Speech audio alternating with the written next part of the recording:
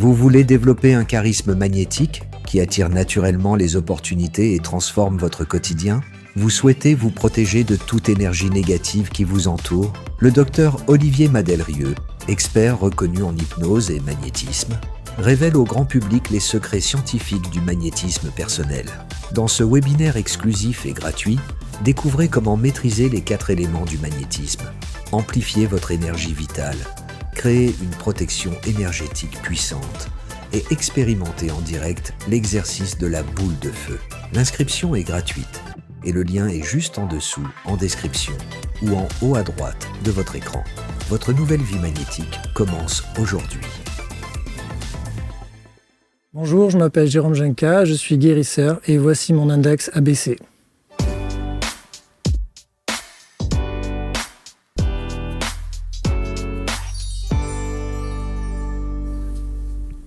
Qu'est-ce qui fait la singularité de mon invité qui est installé sur les canapés et qui fait son index aujourd'hui? Sa casquette.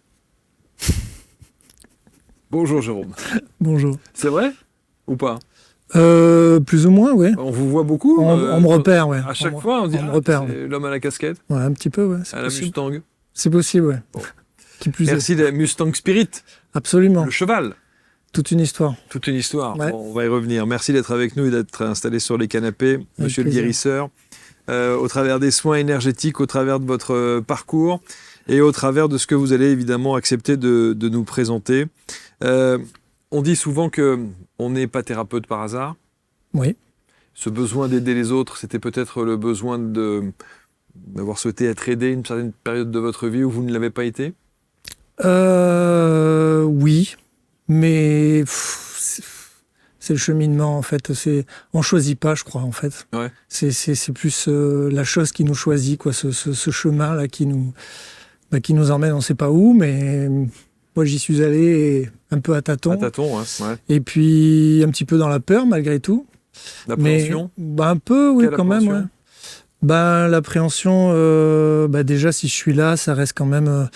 je veux dire, il y a une part de moi, enfin, du moins, il y a des parts de moi que je suis obligé de montrer, voilà. Donc, il y a quand même une sorte d'acceptation vis-à-vis de tout ça, de mon parcours, de pourquoi je suis... D'où vous venez, de voilà, votre histoire. Exactement, ouais. Ouais. Donc ça, c'est une sorte de mise à nu qui est pas toujours facile. C'est dur. Et alors, les gens nous disent, alors vous allez me dire si c'est vrai, mais les thérapeutes qui s'installent là disent, il y a une première étape, c'est de rédiger le questionnaire, qui est c'est déjà un exercice en soi. Oui, c'est vrai. C'est vrai. C'est déjà un petit travail d'introspection. Surtout pour moi, peut-être, ouais. qui suis très un peu volatile, bien que j'ai quand même grandi les pieds sur terre. Mais oui, c'est vrai que. Puis il est très bien fait, ce questionnaire. Bon, tant mieux, c'est le but. En tout cas, il nous aide et ça nous permet de savoir exactement qui vous êtes et d'où vous venez. Les amis, quelques secondes d'interruption dans ce programme, juste pour vous donner une information importante. Vous savez que chaque jour, sur ABC Talk TV, on aime et on prend le temps de vous recevoir pour parler des pratiques et des praticiens inspirants de par leur parcours et de par leur expertise. Alors peut-être que vous aussi, vous aimeriez partager avec nous votre métier et vous installer ici dans ce studio, sur ces canapés, pour nous dire un petit peu comment vous en êtes arrivé à ce que vous êtes aujourd'hui. Alors si vous êtes à la fois thérapeute, expert, coach, accompagnant de vie et que vous avez envie d'enregistrer un entretien avec moi dans ce studio ABC Talk, il suffit simplement de postuler sur le lien qui est sur cette vidéo ou éventuellement dans la description de la vidéo et vous serez à la suite de cela référencé sur la première plateforme vidéo des thérapeutes accompagnants de vie, coachs et autres experts. Vous, en l'occurrence, je vous le souhaite et je vous dis merci de votre fidélité. Indexabc.fr ou alors le site directement abctalk.fr. Alors, on parle évidemment de soins énergétiques, ce bien-être, cette libération émotionnelle en tant que thérapeute. Si vous n'aviez pas été le thérapeute que vous êtes aujourd'hui et qu'on va découvrir, qu'auriez-vous fait pour donner une autre image de vous? J'ai fait des choses avant. Ouais. Des super choses. En fait, avant, donc je travaillais dans les jardins et je créais des potagers en permaculture chez les gens. Et en fait, il y avait une certaine envie de transmettre, de partager, et puis d'être autonome face un peu à la vie de tous les jours, apprendre des choses, et voilà. À quel moment vous avez cette notion de soins énergétiques et d'approche thérapeutique? Alors, en fait, ça a mis beaucoup de temps. Et puis d'un coup, tout s'est accéléré. Et là, je me suis dit, là, tu peux plus faire marche arrière. Alors, expliquez-nous. C'est déjà de par ma mère. Ouais. Les choses qu'elle m'a transmises, que bon voilà, on se disait un petit peu comme ça, même des fois dans la famille, il y avait que nous deux, on parlait, les autres on n'en parlait pas parce qu'on se dit sinon ils vont rigoler, enfin, ce genre de choses un peu de... Parce que, en termes de quoi, elle vous parle de quoi, de magnétisme, d'énergie, d'énergie. le pendule, ce genre de choses, Okay. voilà, des trucs qui des fois, bon, peut faire sourire, ou, Mmh. voilà.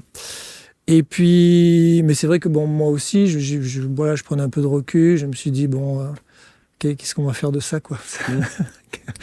Donc du coup, voilà. Et puis après, ce qui s'est passé, c'est que, qu'en fait, au cours de mon cheminement, je me suis rapproché des chevaux. Naturellement, en fait, ça s'est fait comme ça. Et en faisant ça, je me suis rapproché encore plus de moi-même. Et puis... C'est le contact avec les chevaux? C'est pas le contact avec les chevaux, c'est vraiment...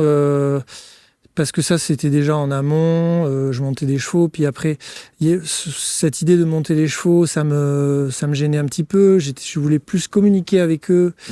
Et après, quand j'ai commencé à communiquer avec eux, je les comprenais beaucoup mieux. Et il s'est avéré qu'après, j'ai eu l'occasion d'approcher des chevaux... voilà, à problème, on va dire, quoi.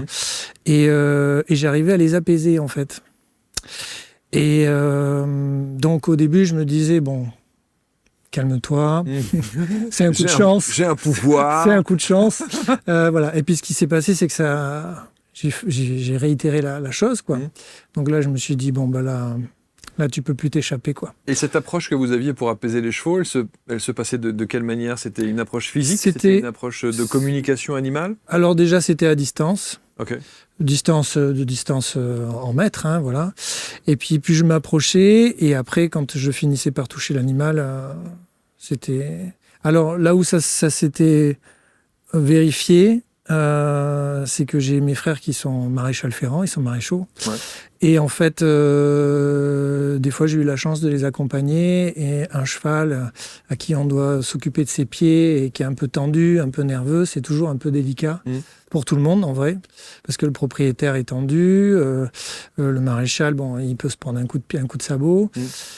Et en fait, j'étais un peu l'intermédiaire. Voilà. Comme ça, je disais rien, je posais mes mains sur l'animal, et puis... Alors des fois, j'avais le cheval qui se posait dans mes bras, Wow. qui était vraiment... Puis je voyais le propriétaire qui me regardait, il me dit... Vous êtes en train de faire... Ouais, il se passe un truc, ouais. Parce que, voilà, moi, je me fie toujours au propriétaire, parce que moi, en vrai, le cheval, je le connais pas plus que ça. Mais... voilà, le propriétaire passe un temps fou avec son cheval. Ouais. Donc, je me fiais beaucoup à lui. Donc, il connaît ses comportements et ses voilà, attitudes. complètement. Et là, quand je voyais que l'œil du propriétaire commençait à changer, j'ai dit, là, je suis en train d'agir, là. Plus l'attitude du cheval. C'est incroyable. C'est-à-dire que c'est plus le propriétaire qui vous met sur la voie? Le cheval, lui, il était déjà un peu... Mais il acquiesçait, quoi. Le propriétaire acquiesçait ce qui était en train de se passer, quoi. Parce que, en vrai, dans ces cas-là, j'avais encore des petits doutes de ce que j'étais en train de faire, quoi. Voilà. Donc, ce qui est fou, c'est qu'en fait, votre approche thérapeutique commence par les animaux. Oui, exactement. Et en fait, ça se poursuit. Je m'occupe du propriétaire. Je fais en fait un soin énergétique sur le propriétaire. Et en fait, de m'occuper du duo, cheval et propriétaire, le match était juste parfait. Wow. En fait, il y avait une avancée dans la compréhension mutuelle de l'animal et du propriétaire, l'un avec l'autre. Et en fait, j'étais un peu l'intermédiaire, et des fois, pour des propriétaires qui perdaient un peu ce contact, mon passage faisait que le lien était recréé. Et voilà, et tout le monde retrouvait le sourire, parce que c'est vrai qu'un animal qui perd le contact de son humain préféré, quelque part, c'est... Bien sûr. Et vice-versa, quoi. Alors, ce qu'il faut essayer de nous expliquer, parce que ça passe par quoi? C'est ce soin que vous faites, aussi bien pour l'animal que pour le propriétaire. C'est du magnétisme? C'est difficile à expliquer, mais je pense qu'il y a une part de magnétisme, certes. Et après, moi, j'utilise l'énergie vitale. Donc, en Ayurveda, ils appellent ça le prana, voilà. Et voilà, et beaucoup de présence. Beaucoup de présence, vraiment. En fait, c'est très... comment je pourrais dire? C'est très curieux parce que c'est après coup, dans le recul, j'ai réalisé que j'incarnais un peu un cheval dans la présence. En fait, un cheval, ce qu'il y a de bien, en fait, quand je fais les séances avec les propriétaires des chevaux, et quand le cheval est là, par exemple, donc la personne est allongée sur la table, et le cheval a tendance à ramener l'humain dans l'ancrage, dans le moment présent. Okay. Lui, il est déjà en train de penser, de mentaliser à tout. Et donc, quand je fais les séances avec les chevaux, c'est super thérapeutique. En plus, c'est une aide pour moi, en vrai. Voilà. Et donc, voilà. Moi, je suis toujours fasciné parce que alors, je sais très bien ce qui va se passer, mais je suis toujours... franchement, il y a un effet waouh qui... Oui, parce qu'en vrai, on peut pas... on donne pas un ordre surtout qu'en plus, le propriétaire est allongé, donc il est quasiment, entre guillemets, je veux dire, pas conscient de ce qu'il est en train de se passer dans les alentours, mais il suffit que le propriétaire pense à son cheval, mais dans les minutes qui suivent, le cheval, il est là. Il est posé à lui, connecté à lui, on est tous les trois là, comme ça, là, c'est... moi, je suis à chaque fois... Mais alors, ça veut dire que le soin, vous le faites à proximité du cheval ? Oui, complètement, ouais. Alors, pas tous, il y a des personnes que je reçois sans chevaux, mais autrement, oui, bien sûr, j'essaye le plus possible de faire ça. Et donc, la connexion se fait, le cheval sait que vous faites un soin. Il le sent, déjà, il le sent. Déjà, les chevaux ont cette capacité folle de ressentir les émotions. Et du coup, moi, je suis... je vois ça, parce que c'est formidable. En vrai, on peut pas dire au cheval viens ici, mets-toi là. Là, il vient de lui-même parce que moi, je suis concentré dans ma séance. La personne, elle reçoit. Le cheval, il fait sa vie, et dès qu'il ressent, pic, il débarque. Il sait que c'est à lui. Ouais. Et puis en plus, y a un truc j'ai remarqué qui est peut-être inquiétant pour lui au premier abord, l'aspect visuel, j'allais dire de voir son humain préféré allongé. Absolument. Ça l'intrigue. Ouais, complètement. Ah, sans doute, ouais. Et là, après, le contact est fait. Bon, ça met toujours les personnes propriétaires du cheval dans un état émotionnel immense, parce que le cheval, pour un propriétaire, ça représente beaucoup de choses. Bien sûr. Et de suite, ça ramène à ce que les personnes ont investi au cours de leur vie, ce par quoi elles sont passées et tout. Moi, je suis... Est-ce que vous pensez que... alors, évidemment, il y a des tas de gens qui se disent « Waouh, si ce soin, on pouvait l'avoir, mais moi, j'ai pas de chevaux, donc... Alors, je fais aussi sans j'imagine. Bien sûr, sans les chevaux. Et donc, je vais chez les personnes à domicile, ou des fois, je les reçois. Et voilà. Et c'est le même process. C'est le même process. Alors justement, ce process-là, comment est-ce que, quand la personne est allongée en face de vous, qu'est-ce que vous faites ? Est-ce que vous apposez les mains ?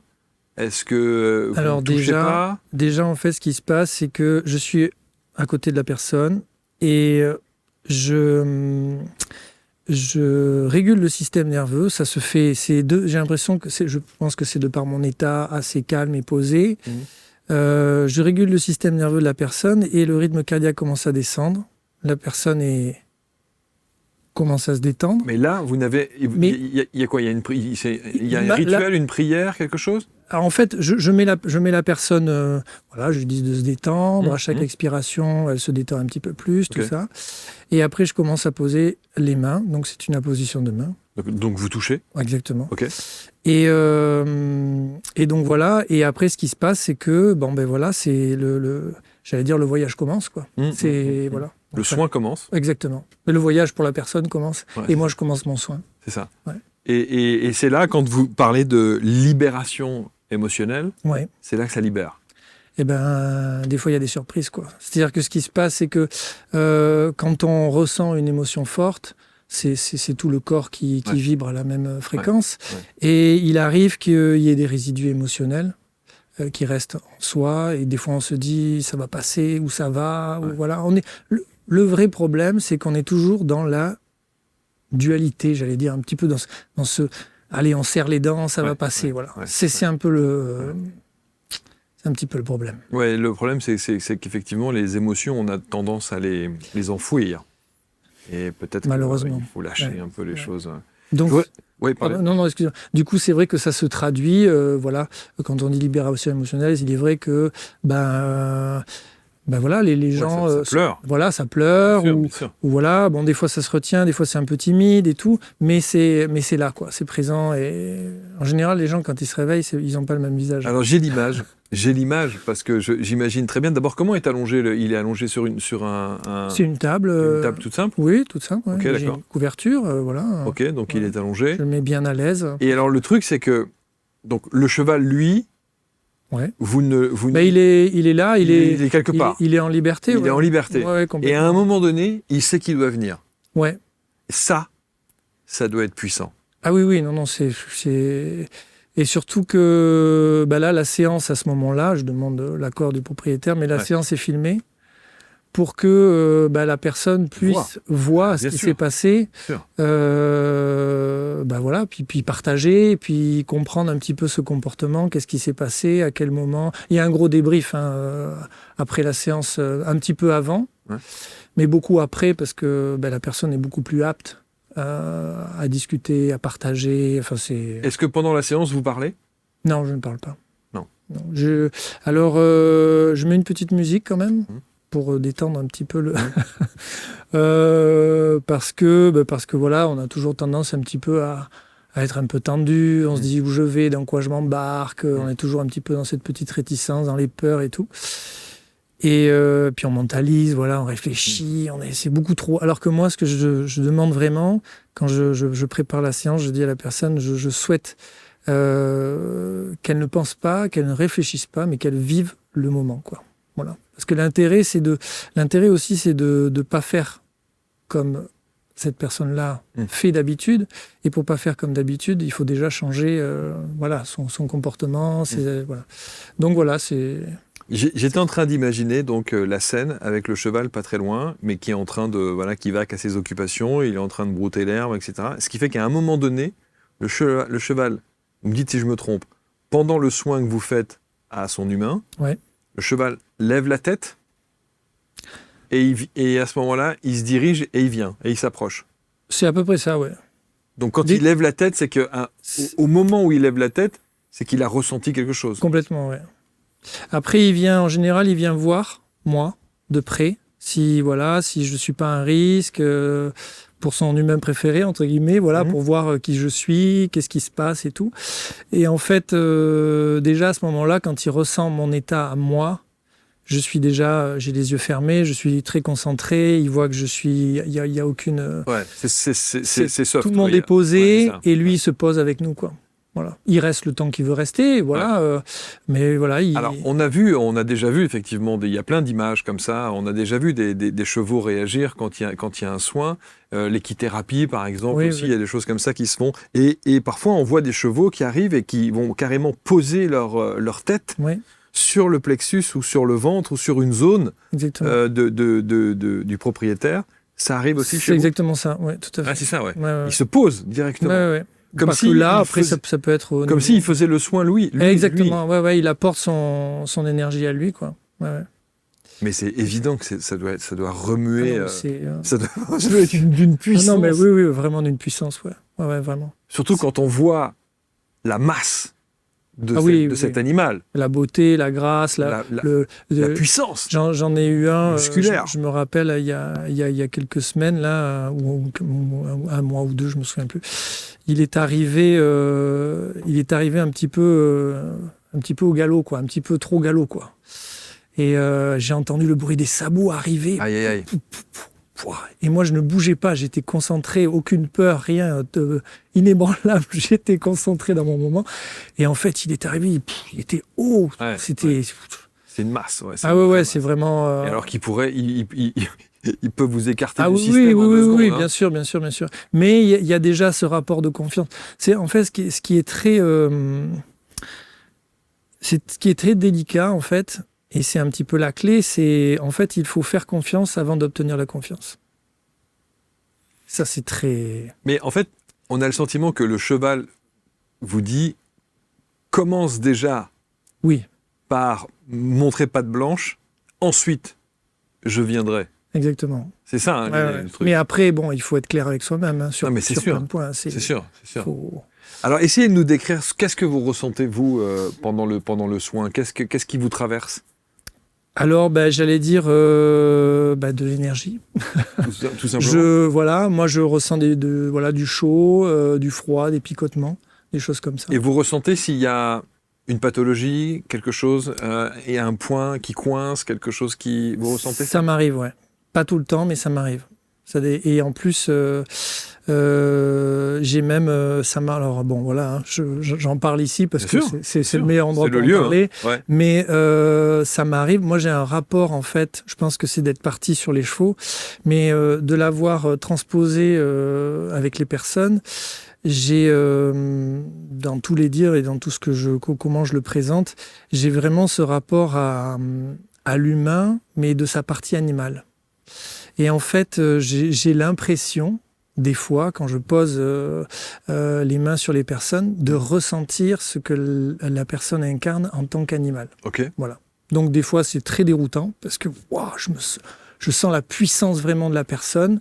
Je la vois se déplacer comme un animal et tout. Donc des fois, on en parle, des fois, voilà, j'ose pas trop. Ça dépend si la personne est prête ou pas à en discuter et tout.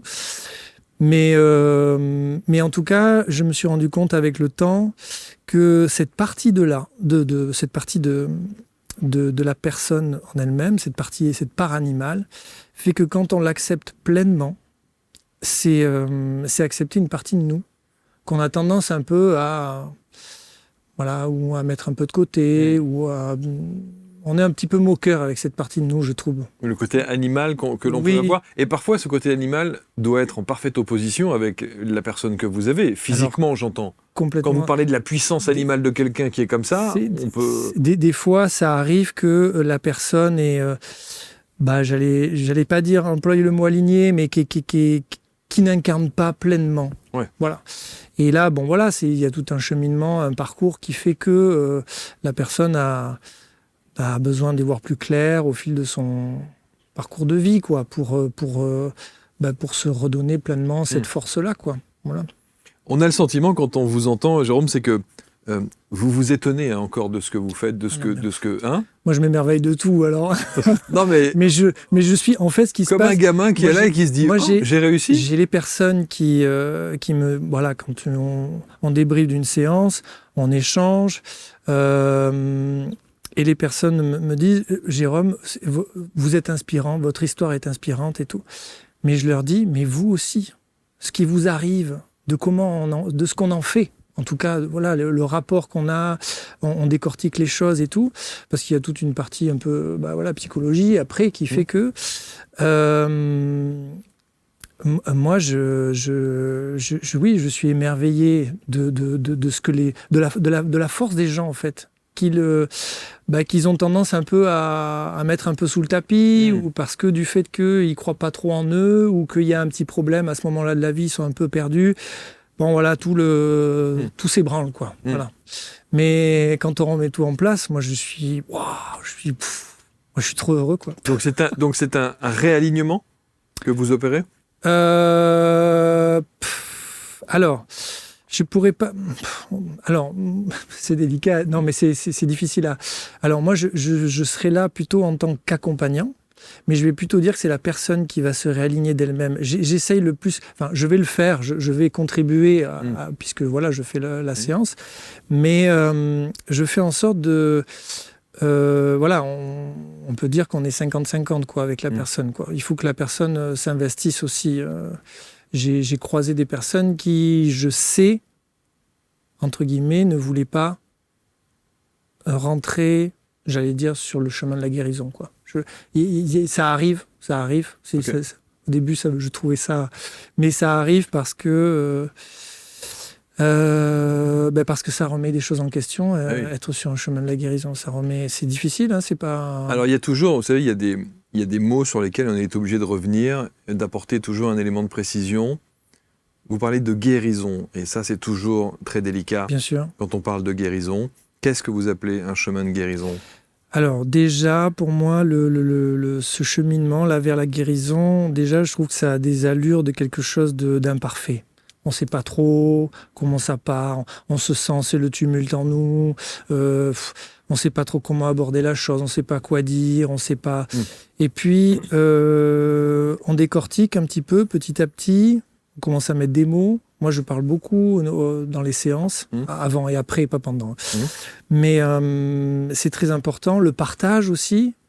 Moi, je sais que quand, des fois, je commence quand la personne me raconte un peu son histoire, je dis, bon, allez, je me lance. Je raconte aussi la mienne. Et puis, du coup, au final, la personne, elle en ressort avec un sourire. Oui,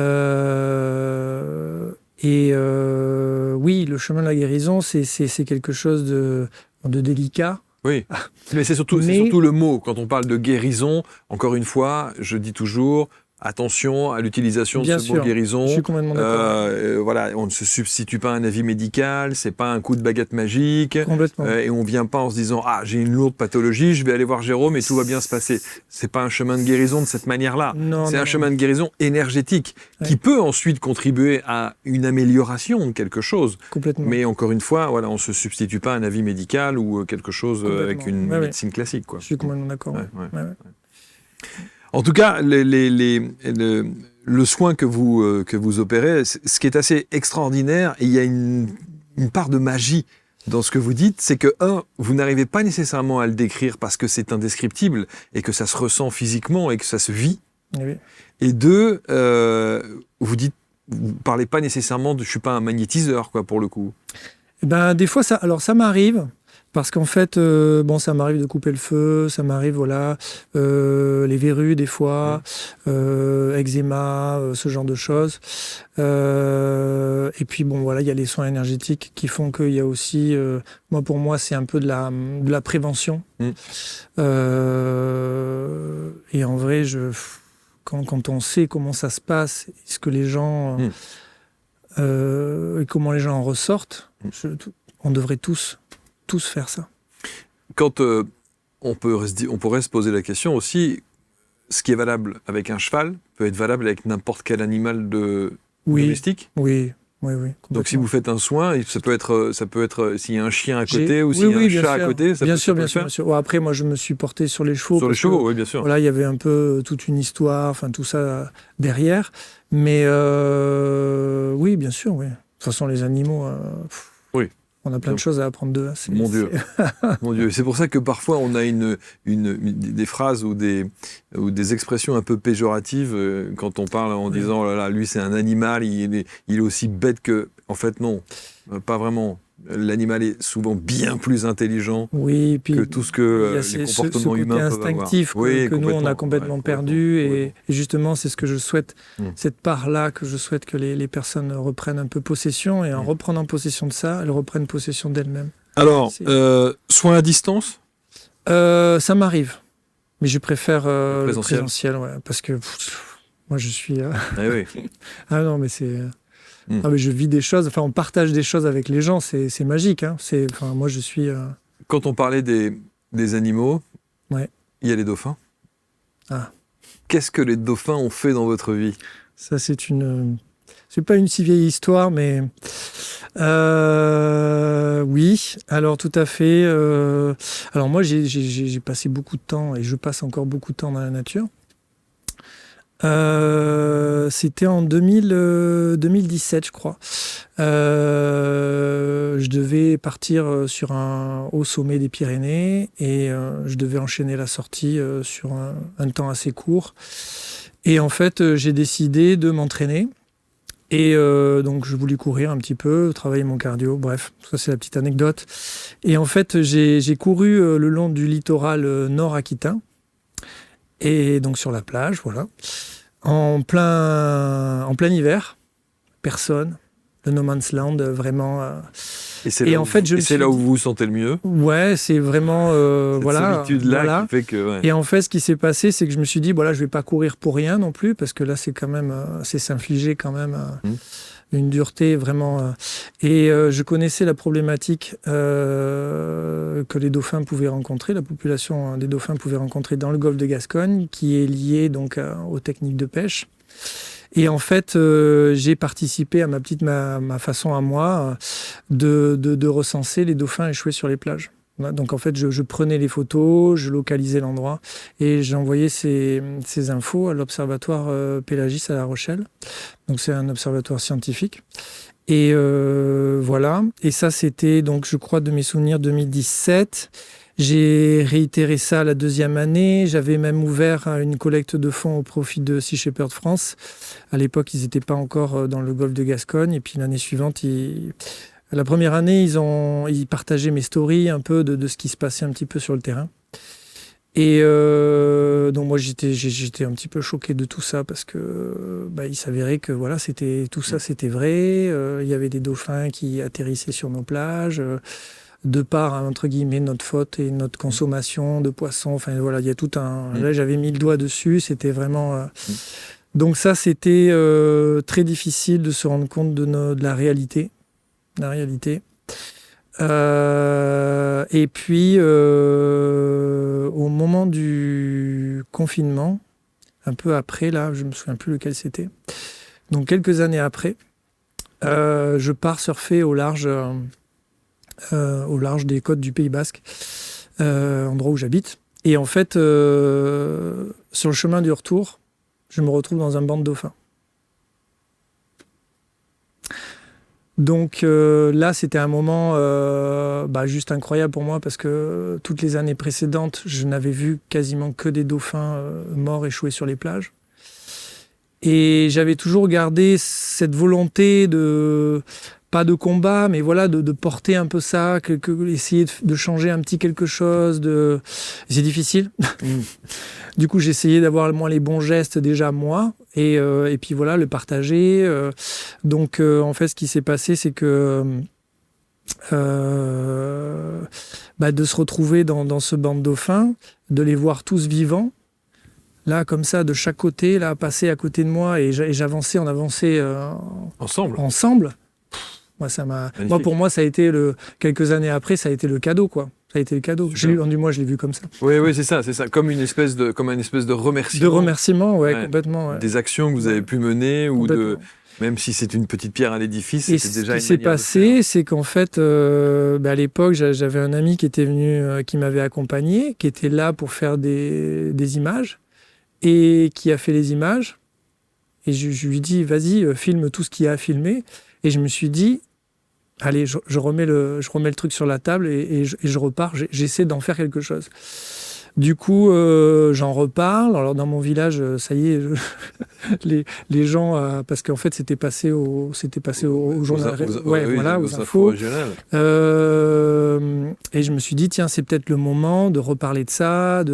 Donc, voilà, je me suis associé avec une association locale. Et puis, avec une amie, on a profité un petit peu de tout ça et un petit peu de mon parcours pour faire un petit court-métrage, en fait, pour expliquer d'où j'en étais parti, de prendre mes baskets et de me dire, allez, tiens, je vais faire ça. Et vous retrouvez à défendre la cause des Ouais, voilà. Alors, je me suis retrouvé dans des salles de cinéma à présenter le court-métrage devant des gens. Voilà. Bon, c'était pas prévu. Mais mais ça fait beaucoup de choses qui sont pas prévues quand même dans votre vie. Oui, mais je sais. Ouais, je sais. Mais bon, voilà. C'est la vie, ça. Mais comme quoi, voilà, tout vous conduit à ça. Mais il y a quand même, vous avez une relation à l'animal qui est particulière quand même. Oui. Je trouve. C'est-à-dire qu'il y a une connexion à l'animal. Oui. Qui est assez évidente et fluide. Oui. Qu'est-ce que vous essayez de me dire? Non, rien. J'essaie simplement au travers de ce que vous dites, c'est qu'il y a... Je pense que c'est lié à l'enfance. Et puis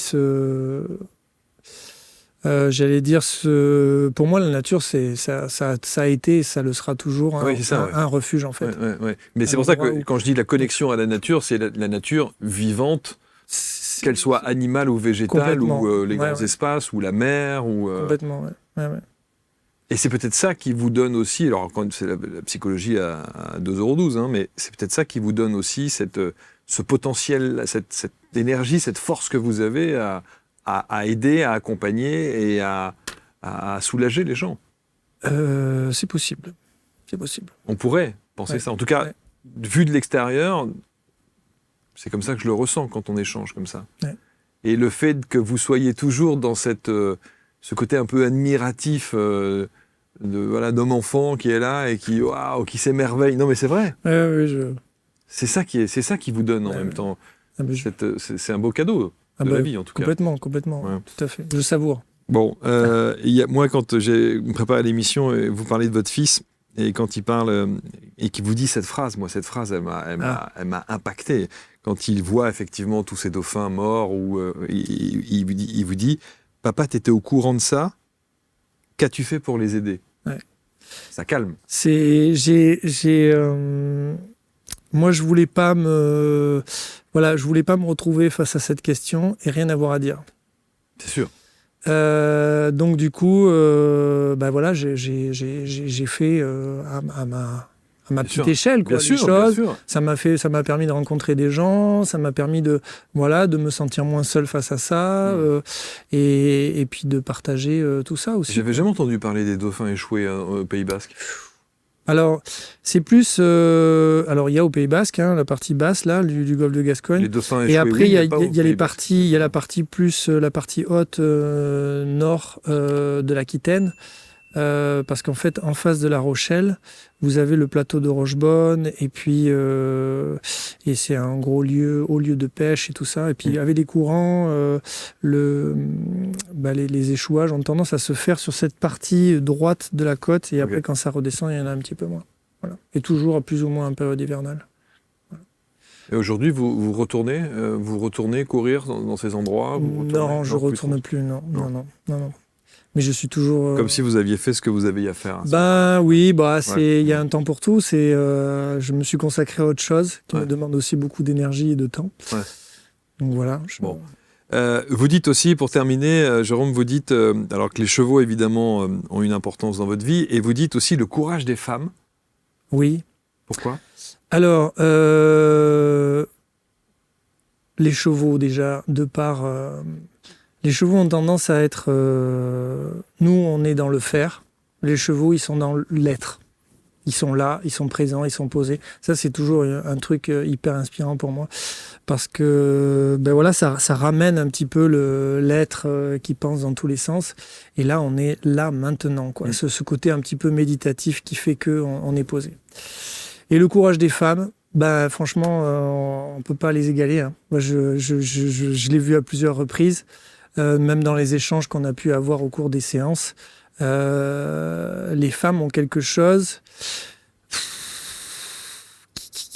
une force intérieure. J'ai assisté aussi à plusieurs reprises à la force féminine dans la force partagée, vraiment, de plusieurs femmes et tout ça, c'est très impressionnant aussi. Elles sont beaucoup de solidarité. L'égrégore, beaucoup de solidarité. La sororité féminine. Complètement. Ouais. Ça, c'est ça, c'est très puissant. Alors que nous, les hommes, on n'est pas capable de faire trop ça. Je trouve que c'est un petit peu, on est tellement, Oui, il y a une posture. Voilà. Une fausse posture. Oui, complètement. Une fausse complètement. posture.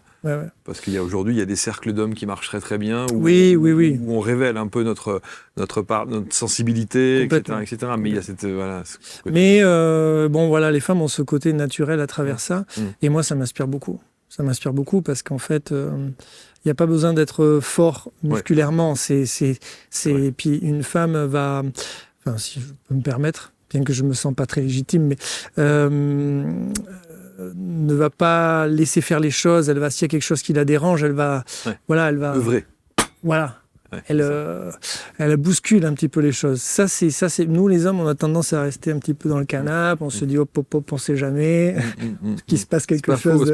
C'est pas faux. Et du coup, ça, c'est super inspirant. Ouais. En tout cas, moi, je trouve que votre parcours est inspirant. L'humilité avec laquelle vous en parlez est d'autant plus touchante. On sent que de toute façon, effectivement, il y a des choses qui se passent, qui sont parfois indescriptibles. Mettre des mots sur ce que vous pouvez ressentir et faire, pour moi, c'est très difficile de retranscrire Bien sûr, ça, bien sûr. par exemple, Ça sur se les réseaux. Ouais. Dans le descriptif, de comment en parler.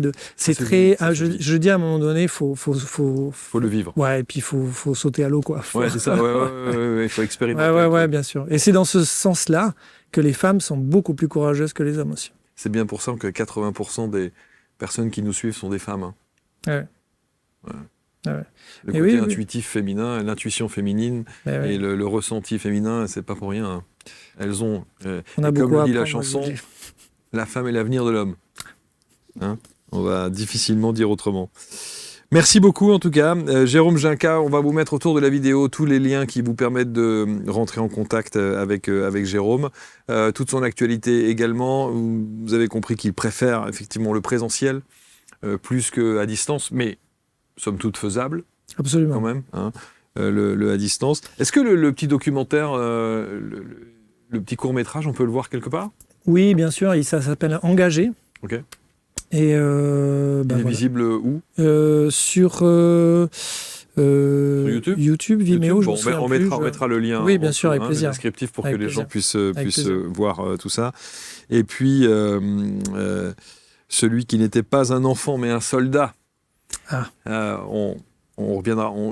C'est peut-être pas nécessaire de rentrer dans cette explication-là, mais voilà, c'est une enfance un peu particulière. Un peu difficile. Un peu difficile, Ouais, voilà, qui fait que vous êtes aujourd'hui l'homme que vous êtes et le ouais. thérapeute que vous êtes. Complètement. Et le guérisseur que vous êtes aujourd'hui. C'est vrai, ouais.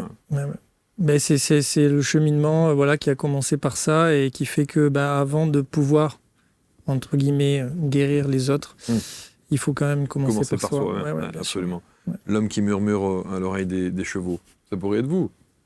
Mustang Spirit, c'est un truc que vous avez fait sur mesure? C'est moi, ouais. Non, mais que vous avez fait sur mesure? Oui, d'accord. C'est moi qui l'ai fabriqué, Okay. parce que je travaille le cuir aussi. Ouais. Du coup, ouais. Bon. C'était Je me disais, si vous êtes tombé dessus comme ça, c'est un méga signe. Hein. Je personnalise beaucoup de choses de tout ce qui m'entoure, donc voilà. Merci infiniment Jérôme, c'était passionnant de vous entendre. Merci à vous. Merci, on met tous les liens pour entrer en contact avec Jérôme et vivez l'expérience, ça se vit plus que ça ne se décrit ou ça ne se dit avec des mots. Et on se retrouve très vite pour un prochain Portrait Index. Salut à tous, merci.